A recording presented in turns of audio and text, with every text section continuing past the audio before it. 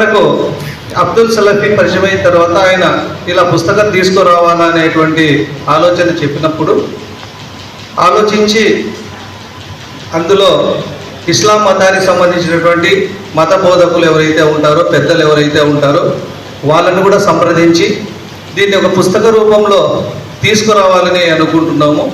తీసుకొని వస్తే బాగుంటుందా, ఏమైనా అభ్యంతరాలు ఉంటాయా అని అడిగి, ఆ తర్వాత ఇది మూఢ విశ్వాసాలకు సంబంధించింది కాదు కాబట్టి ఖురాన్లో ఉన్నటువంటి ఆయతులు, శ్లోకాలు ఏవైతే ఉన్నాయో వాటిని పొందుపరిచి ఆయా సందర్భాలలో ఏదైనా పని ప్రారంభించేటప్పుడు ఏ విధంగా మనము ప్రారంభించాలి, ఏదైనా మనకు దిష్టి అనేటువంటి కోణంలో సమస్యలు వచ్చినప్పుడు ఎలాంటి ఆయతులు చదవాలనేటువంటిది ఖురాన్లో ఉదహరించినటువంటివి, హదీస్లో చెప్పినటువంటి విషయాలే ఇందులో ప్రస్తావించడం జరిగింది. కాబట్టి మూఢ విశ్వాసాలకు మేము కూడా వ్యతిరేకం. అయితే ఇస్లాం మతంలో పొందుపరచబడినటువంటి ఖురాన్కు సంబంధించినటువంటి ఈ పుస్తకం తెలుగులో వస్తే బాగుంటుంది అనేటువంటిది నా ఉద్దేశం కూడా.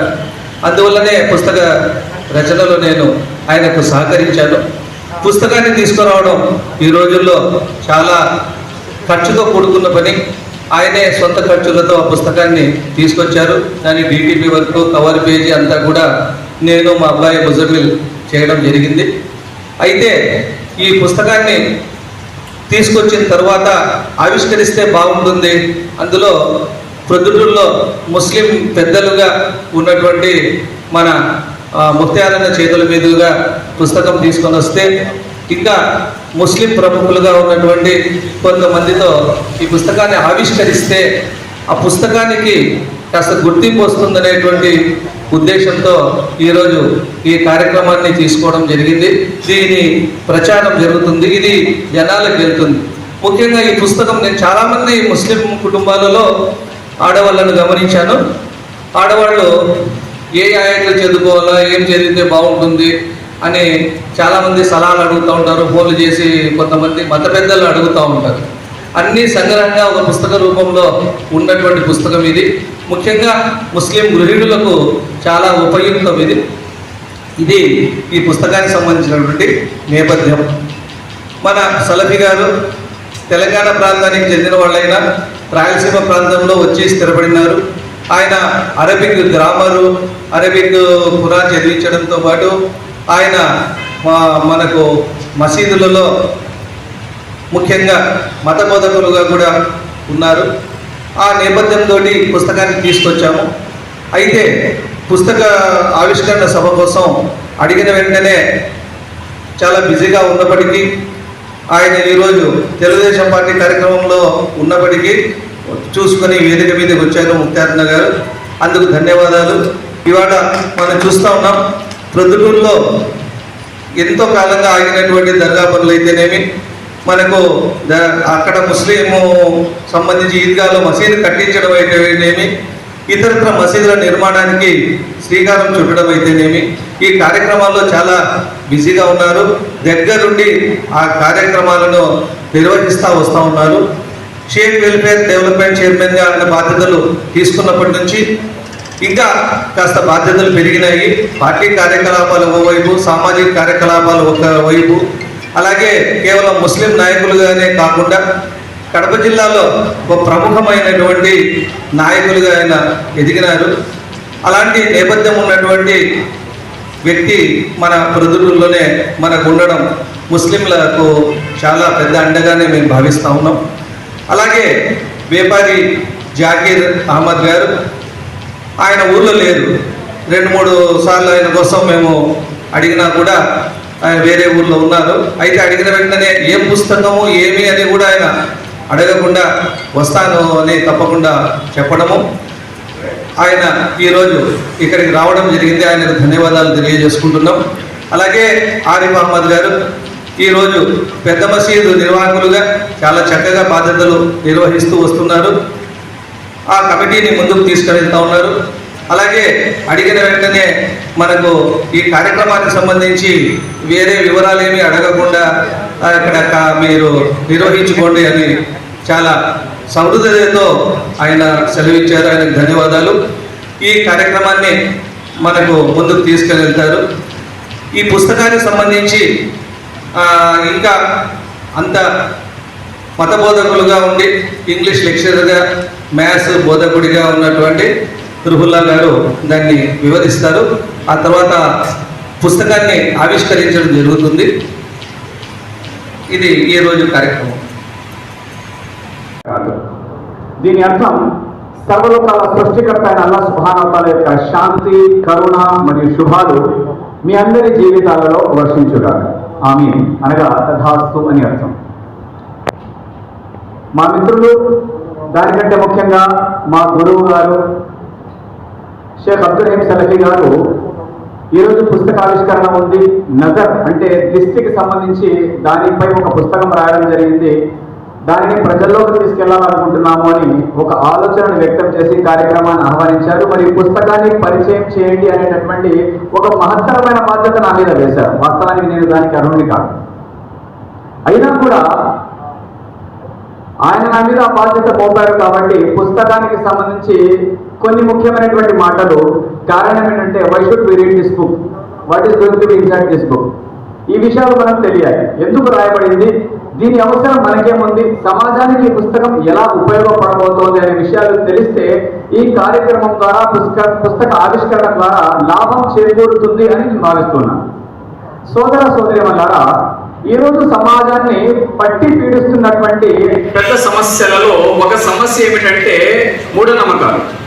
ఉన్నాయి, అపోహలు కూడా ఉన్నాయి. తద్వారా ప్రజలు సరైనటువంటి జ్ఞానం లేకపోవడం వల్ల తప్పుడు మార్గాలలో తమ సమస్యలకు పరిష్కారాలను వెతికే ప్రయత్నం చేస్తున్నారు. వాస్తవానికి ఈ ప్రయత్నాలలో వారి సమయం, వారి డబ్బు, వారి ప్రయత్నాలు, దాంతో పాటుగా అన్నిటికంటే విలువైన వారి విశ్వాసం కూడా సన్నగిల్లిపోతోంది. చివరికి పూర్తి విశ్వాసం కూడా పోతోంది. ఇస్లాం గురించి ఒక్క వాక్యంలో నాకు చెప్పండి అని ఒక సోదరుడు ఒకసారి ఇలాగే ప్రశ్నిస్తే, ఇస్లాం అనేది సృష్టిని సృష్టికర్తల మధ్య తేడా చూపిస్తుందండి. సృష్టిని కాకుండా సృష్టికర్త అయిన అల్లాహ్ను మాత్రమే ఆరాధించమని బోధిస్తుంది అని అన్నాను. దీని అర్థం ఏమిటంటే అన్ని రకాల విశ్వాసాలు, అది మంచి కానివ్వండి చెడు కానివ్వండి, కేవలం అల్లాహ్ సుబ్హానహు వ తఆలా ద్వారా మాత్రమే సాధ్యమవుతాయి. ఖురాన్ లో సూరా నంబర్ 10 సూరా యూనుస్ ఆయత్ నంబర్ 107 అల్లాహ్ సుబ్హానహు వ తఆలా అంటున్నాడు, ఒకవేళ అల్లాహ్ నీకు ఏదైనా ఆపద కలిగించదలిస్తే ఆయన తప్ప మరెవరూ దానిని తొలగించలేరు. ఒకవేళ అల్లాహ్ నీకు ఏదైనా మేలు చేయదలిస్తే ఆయన అనుగ్రహాన్ని ఎవరు మళ్లించలేరు. కానీ ఈ నజర్ అనేటటువంటి సిద్ధాంతం ఏమిటి, ఈ దృష్టి అనేటటువంటి సిద్ధాంతం ఏమిటి? దీని గురించి ఖురాన్ అల్లాహ్ సుబ్హానహు వ తఆలా సూరా నంబర్ 113 సూరా ఫలక్ అందులో చివరి ఆయతలో చెప్పాడు. చాలా మంది నమాజ్ లో కూడా ఈ సూరా చదువుతూ ఉంటారంటే బిస్మిల్లాహిర్ రహమానిర్ రహీం సూరతుల్ ఫలక్ అనేటటువంటి సూరా. అందులో చివరి ఆయతలో వమిన్ షర్రి హాసిదిన్ ఇదా హసద్ అంటే హసద్ కర్నే వాలే కి బురాయి సే బచా జబ్కి वो हसद करता है. ఈర్ష్యాపరుడు, అసూయాపరుడైనటువంటి వ్యక్తి అసూయ నుండి, చెడు నుండి ఓ అల్లాహ్ నన్ను కాపాడు, ఎప్పుడైతే అతను నాపై అసూయ పడతాడు అని అన్నాడు. ఖురాన్ ఆయత్. అసూయ పడ్డప్పుడు అతని చెడు నుండి కాపాడున్నాడు. అసూయ ఎప్పుడు పడతాడు? చూస్తూనే అతనికి మనసులో ఒక రకమైనటువంటి భావన కలిగితే ఆ వెంటనే దాని దుష్ప్రభావం ఆ ఎదుటి వ్యక్తి మీద పడుతుంది. దీనిని ఇస్లాం నజర్ హక్ హై అంటే దిష్టి తగలడం అనేది ఇది నిజమైనదే, ఇది ఫ్యాక్ట్ అని చెప్పడం జరిగింది. అయితే సైన్స్ ఒప్పుకుంటుందా లేదా అనేటటువంటి దానికి నేను పోదలుచుకోలేదు. ఎందుకంటే నా దృష్టిలో సైన్స్ ఇంకా అనేక విషయాలలో శైశవ దశలోనే ఉంది. కాస్త మీరు హిస్టరీలోకి తీసుకెళ్తే అనేక విషయాలు సైన్స్ ఈ రోజు చెప్పినటువంటి మాట నిజమని ప్రజల్ని, ప్రపంచాన్ని నమ్మించినటువంటి మాటల్ని మళ్ళీ మరుసటి రోజు లేదండి ఇది రాంగ్, అదే నిజమని ఆ తర్వాత మాట మార్చింది. నా దృష్టిలో సైన్స్ అనేది స్కేల్ కాదండి. ఖురాన్ అనేది స్కేలు, సైన్స్ అనేది గీత. సైన్స్ కరెక్ట్ గా ఉందా లేదా అని ఖురాన్ వెలుగులో మేము చూస్తాము. ఎందుకంటే సైన్స్ ఎన్నో స్టేట్మెంట్స్ ని ఈ వేల సంవత్సరాలలో మార్చుకుంటూ వచ్చింది. ఖురాన్ 1400 సంవత్సరాల నుండి అక్షరం పొల్లుపోకుండా యథాతథంగా అలాగే ఉంది. ఖురాన్ మాట మార్చడం లేదు, ఖురాన్ మారలేదు. కాబట్టి ఖురాన్ లో మరి అదే విధంగా ప్రవక్త సల్లల్లాహు అలైహి వసల్లం వారి బోధనలో నజర్ హక్ హై అంటే దిష్టి తగలడం అనేది ఇది యథార్థమని చెప్పబడింది. కాబట్టి ఒక ముస్లిం గా మేము దీన్ని విశ్వసిస్తాము. దీనిని మూఢనమ్మకము అని అనడానికి ముందుగా మీరు దీనిని తప్పు అని సైన్స్ రుజువు చేయవలసి ఉంటుంది.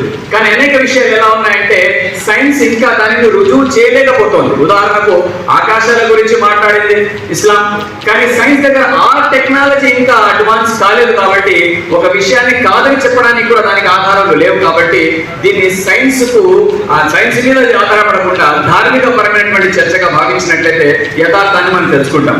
సోదరులు, అసలు ఈ పుస్తకం రాయాల్సిన అవసరం ఏం పడింది? ఏమిటంటే మేము కూడా ఈ ఫీల్డ్ లో ఉన్నాం కాబట్టి చాలా మంది మాకు ఇస్లాంకు సంబంధించినటువంటి ప్రశ్నలు అవి అడుగుతుంటారు. కాబట్టి ఎక్కువగా నేను చూసినటువంటిది మరీ ముఖ్యంగా లోయర్ మిడిల్ క్లాస్ లో పేద వర్గాల్లో నేను చూసినటువంటి విషయం ఏంటంటే వీటి వల్ల దుష్ప్రభావాలు ఎదురై చాలా మంది తమ జీవితాలను తమ సంపదలను నాశనం చేసుకుంటున్నారు. చికిత్స ఎలా పొందాలో కూడా తెలియనటువంటి పరిస్థితుల్లో ఉన్నారు.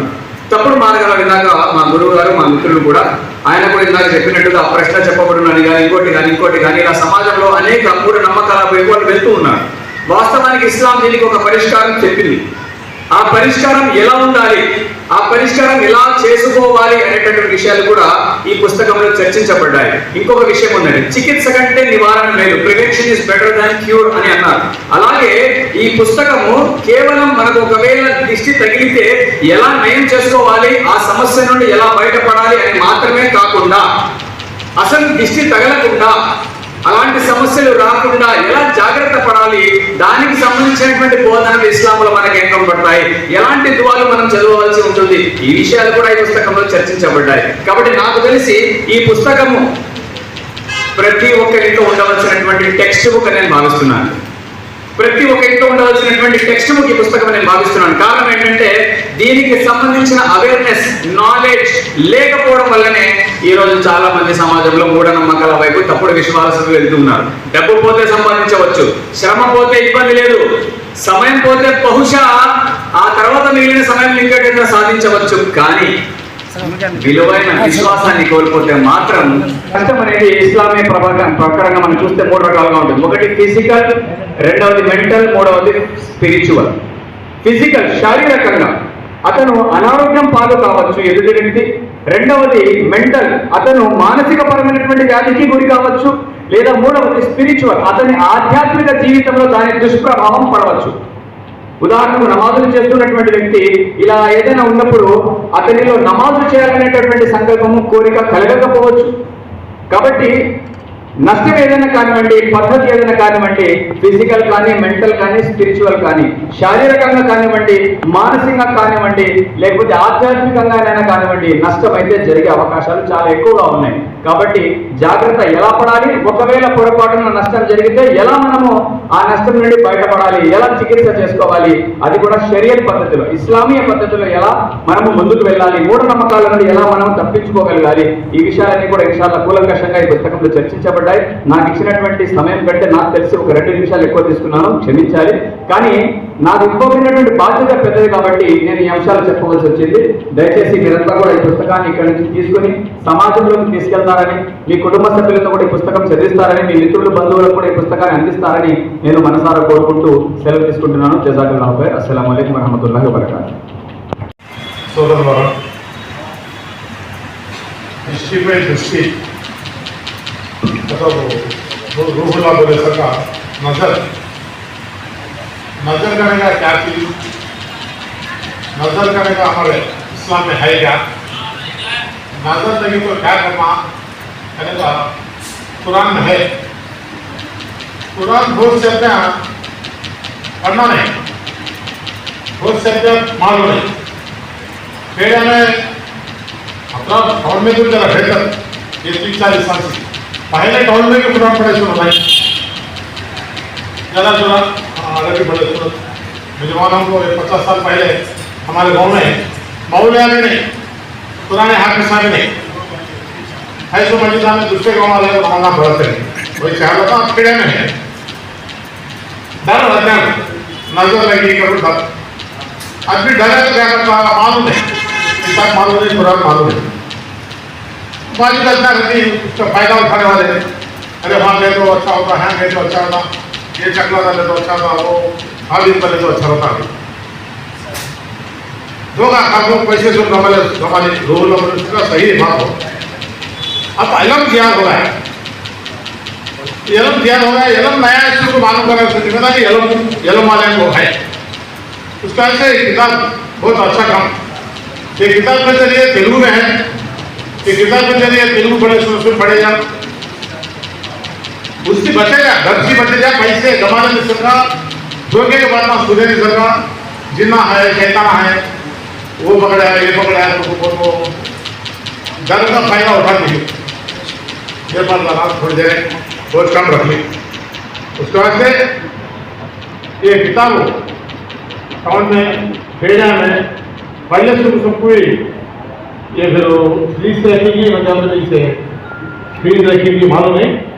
ये अभी डोनर्स को तो है कभी अपनी 200 किताबा की 200 किताबा की माने खुलवा तो ये अब्दुल रहीम क्या तो उनको हेल्प रहा तो हेल्प कर दो। ये पब्लिसिटी करने के वास्ते अच्छा काम रहने से हमें सभी उनको साथ दे को मैं स्टेज पर होता हुआ ये काम अच्छा काम करने का एक किताब रहने से हमें सब जना को मालूम करा वास्ते जिम्मेदारी है कर वो तो ना उसको मालूम कराता हुआ मुझे मौका दिया उसको अब्दुल रहीम सलफी साहब को शुक्रिया गुजार करता हुआ मेरी जगह में लेता हूँ। अस्सलाम वालेकुम रहमतुल्लाह। ఆంధ్ర రాష్ట్ర స్టేట్ డెవలప్మెంట్ కార్పొరేషన్ చైర్మన్ జనాబ్ బిఎస్ ముత్యాల గారికి, అలాగే తెలుగుదేశం పార్టీ జిల్లా ప్రధాన కార్యదర్శి మిత్రుడు నిధుల్లా గారికి, ఈ కార్యక్రమం ఏర్పాటు చేసిన మన మిత్రులు సామాజిక వేత్త కలందర్ గారికి, మరి ఈ పుస్తకం రచయిత అబ్దుల్ రహీం జమాయి సలాఫీ గారికి, ఇక్కడికి ఇచ్చేసిన సోదరులు సోదరీమణులందరికీ అస్సలాము అలైకుం వరహ్మతుల్లాహి వబరకాతుహు. మనకు ఈ యొక్క కార్యక్రమం దృష్టిపై దృష్టి. జనరల్గా మనం చాలామంది చెప్తున్నాం మీకు దృష్టి తగిలిందిరా, ఇరువారి దృష్టి, పొరుగువారి దృష్టి, ఊరివారి దృష్టి, ఇలా చిన్నప్పటి నుంచి మనం వింటుంటాం. పిల్లల్లో మా అమ్మగారు కానీ అమ్మగారు కానీ ఆ ఉప్పు లేదా పొరకలోని కొన్ని పుల్లలు తీసుకున్నారా ఏదో మంత్రాలు బాగా పట్టించి దృష్టి తీసామని చెప్పుకుంటున్నారు. కానీ దృష్టి గురించి మనకు పురాణంలో హదీసుల్లో కూడా దాని గురించి చాలా వివరంగా దాని గురించి చెప్పబడుతుంది. మనకు తెలుసు, నాకు తెలిసిన ఒక హదీస్ ప్రకారం ఆయిషా రజల్లాహు తఆలా ఏమంటారంటే, దిష్టి ఒక నల్లటి పెద్ద రాయి కూడా తునకలు చేయగలుగుతుంది. దిష్టి అనేది మనకు ఏదైనా ఒక వస్తువు చాలా అందంగా బాగా కనబడింది అనుకోండి, దాన్ని మనం కంటిచూపు నుంచి కొన్ని అంటే సైంటిఫిక్గా చెప్పాలంటే ఒక రేడియేషన్ ఆ వస్తువు పైన ఉంటుంది విరిగిపోవడం. అలాగే ఒక మనిషి ఎదుగుదల, ఒక మనిషి అసాధారణంగా అంటే అందరం ఇక్కడ ఉండే వాళ్ళు ప్రతి ఒక్కరం ఒక రోజులో కోటీశ్వరులు కాలేదు. అలాగే ఒక రోజులో పెద్ద నాయకులు మాది ఎదగలేదు. ముత్యాలు ఉన్నారు, స్టేట్ లెవెల్ నాయకులు. సో మనకు ఏదైతే ఆయన మీద దీక్ష కానీ లేదా ద్వేషం కానీ అది మనకు కలిగి అతన్ని మనం ఒక రకమైన చూపుతో ఎప్పుడైతే చూస్తామో ఆ రేడియేషన్ ద్వారా అతనికి ఏదైతే మనం చూస్తామో ఒక చాలా రకాలైనటువంటి ఇబ్బందులు ఉంటాయి. ఆరోగ్యం చెడిపోవడము, లేకపోతే సంపాదన కోల్పోవడము, లేదా ఆయనకు వచ్చిన హోదా కోల్పోవడం, ఇటువంటి ఏదైనా ఉండవచ్చు. సో ఇది మన ఖురాన్ హదీసులు కూడా దీన్ని కన్ఫర్మ్ చేస్తుంది. ఈ బుక్ ఇందాక నేను చదివేటప్పుడు కొన్ని విషయాలు నాకు నేను గ్రహించాను. దృష్టి గురించి మనము పోగొట్టాలంటే ఈ ఇందాక పెద్దలు చెప్పినట్టు చాలామంది పోయి నల్లదారం కట్టుకోవడం, తాబీజులు కట్టుకోవడం, ఆ సహాయకుల దగ్గర పోయి వాళ్ళు ఎనిమిదికల కొరకతో మనల్ని తల మీద కుట్టడం ఇలాంటివి చేస్తుంటారు.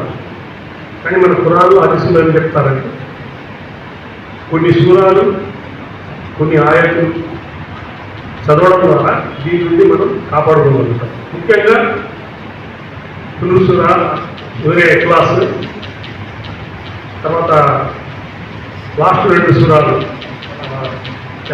సూర్య నాస్, ఈ 3 సూరాలు లాస్ట్ 3 సూరాలు మనం చదివిన దృష్టి నుంచి మనం కాపాడుకోగలుగుతాం అనేది ఉంది ముఖ్యంగా. ఆ తర్వాత కొన్ని మన సూర్యపత్రాలు ఐతల్ కుర్సీ, ఇలా చాలా వరకు అంటే నేను హాలీవుడ్ మామూలు చదివించడం గురించి గొప్పగా చెప్తారు. ఇంకా ముఖ్యంగా నేను ఇందాక ఈ బుక్లో నేను చూసింది ఏమంటే, దేవుడు మనుషులతో పాటు మనుషులకు ముందుగా ఫరిష్ఠా వాళ్ళని కాంతితో తయారు చేశారు. సైతాన్ని అగ్గితో తయారు చేశారు. అలాగే జిన్నులను పొగలేని ఒక నిప్పుతో తయారు చేశారు. మానవులు క్లే అంటే మట్టితో తయారు చేశారు.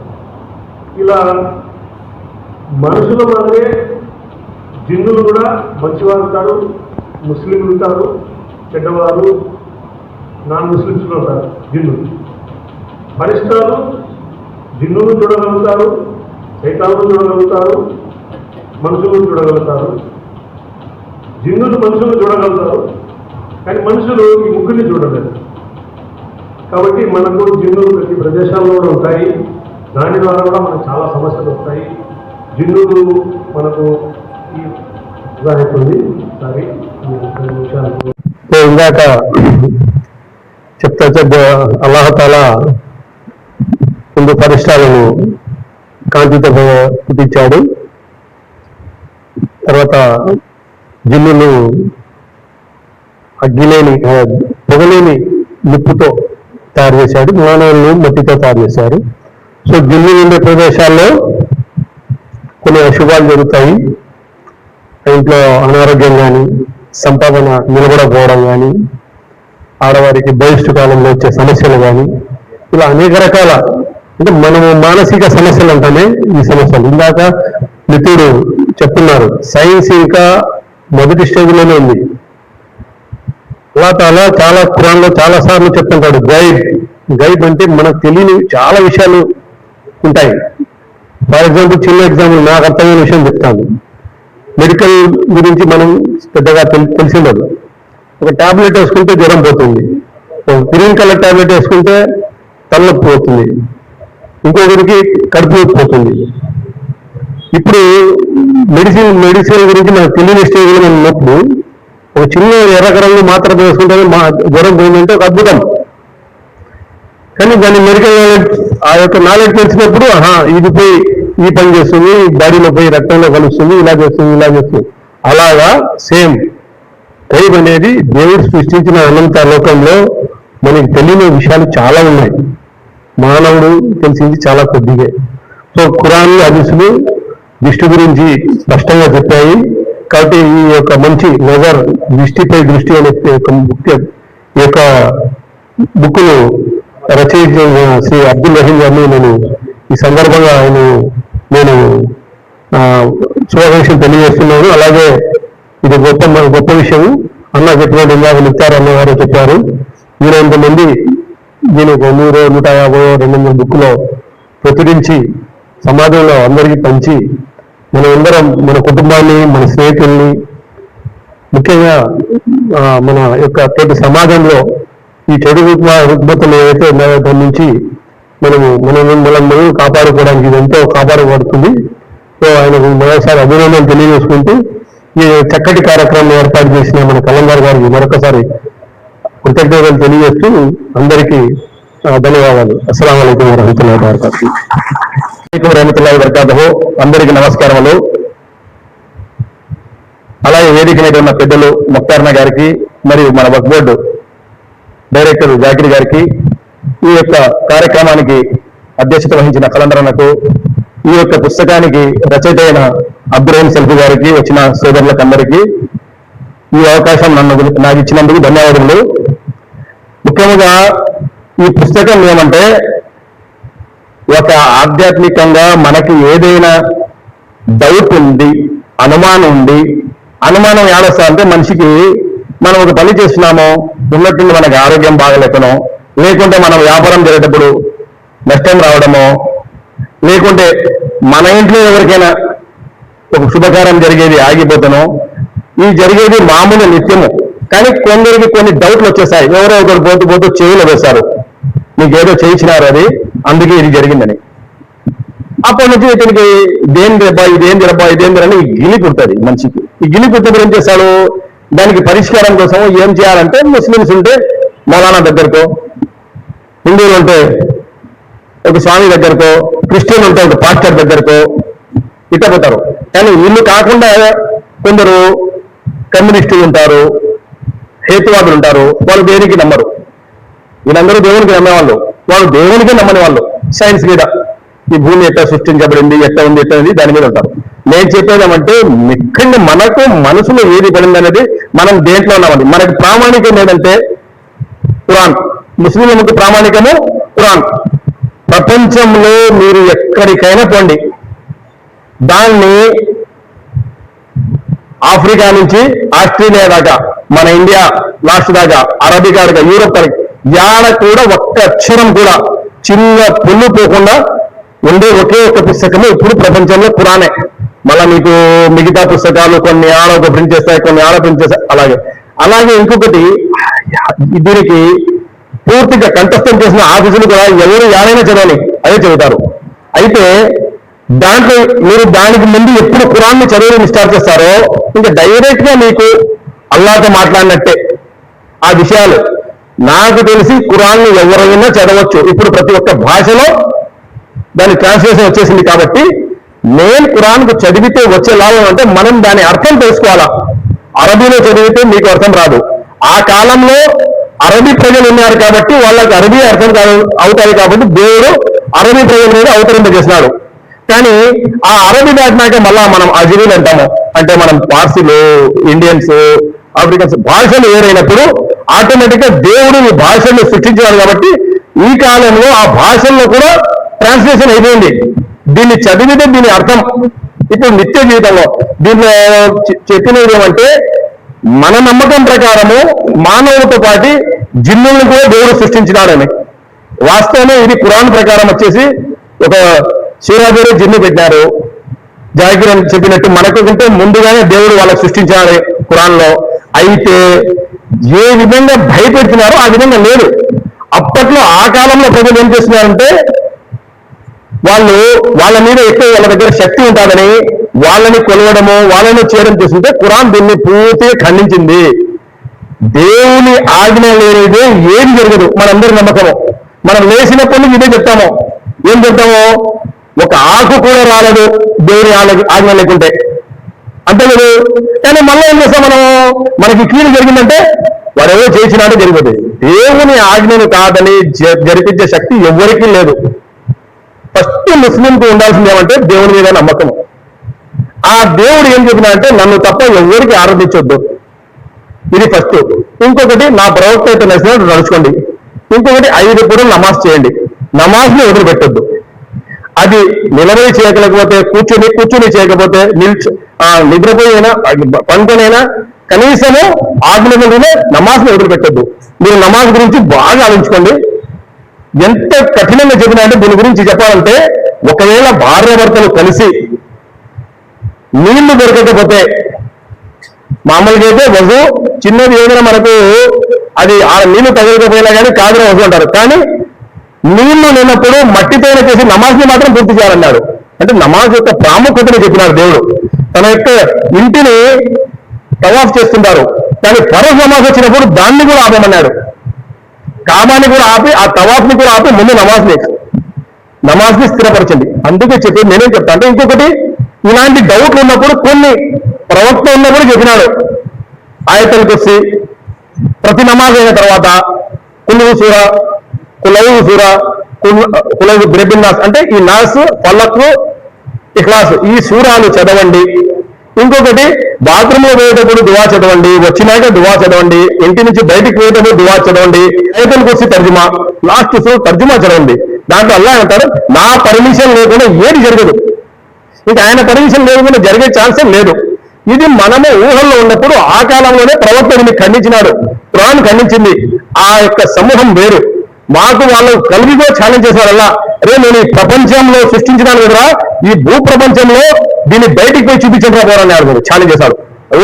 మానవులు మరియు జిన్నాతులు దీంట్లోనే మంచిగా ఉండే వాళ్ళను జిన్నాతులు అంటారు, చెడుగా ఉండే శైతాను అంటారు. కానీ ఇవన్నీ మనకు నమ్మకము. కానీ మనకు కావాల్సింది ఏమంటే భయపడడం అల్లాతోనే, ఆఫీజనం అల్లాతోనే, చేతులెత్తి దువా చేయడం కూడా అల్లానే. ఈ యొక్క పుస్తకము ఆవిష్కరణలో నేను ఆల్రెడీ చెప్పినాను, అందుకే అన్న కూడా చెప్పాను. నేను దీంట్లో చెప్పేది ఏమంటే మనకి ఏది ప్రామాణికం అంటే ఖురాన్ ప్రామాణికము. దాన్ని ముందు మనము దాని తర్జుమాతో దాని అనువాదంతో చదివితేనే ఎవ్వరు ఏం చెప్పాల్సి అసలు 99% మనకి ఆన్లైన్ అర్థమవుతాయి ఇస్లాము. దాన్ని ఎవరు మార్చలేరు. ప్రపంచంలో ఏదైనా మనం పెట్టి దీన్ని పోరైనా దీన్ని ఏదైనా మార్గండి చెప్పని ఛాలెంజ్ చేసే ఒకే ఒక పుస్తకం ఖురాన్. మనమందరము మీకు వచ్చినందుకు దీంట్లో ఉండే మంచిని దేవుడు మమ్మల్ని గ్రహింపజేయి, దీంట్లో ఉండే మన తప్పు నుంచి మన నుంచి తప్పించి మనందరికీ సోదర భావంతో మెలిగేటట్టు చేయాలని ఆ అల్లాహ్తో కోరుకుంటూ ఈ అవకాశం ఇచ్చిన పెద్దలకు మరొకసారి ధన్యవాదాలు తెలుపుతూ చదువు తీసుకున్నాము. 18-20 years का एक्सपीरियंस हो, 95% किसको भी जादू नहीं रहता, खाली इन्हें कान में डाल करके डाउट डाल देते हैं। मेरे पास भी बहुत से लोग इलाज के लिए आते हैं तो 5% रियल रहता है, सब डाउट में ज्यादा लोग रहते हैं। इसलिए ये किताब जो है तो इसी डाउट को खत्म करने के लिए लिखी गई है कि बहुत से लोग जो है कई लोग धोखा खा करके भी आए।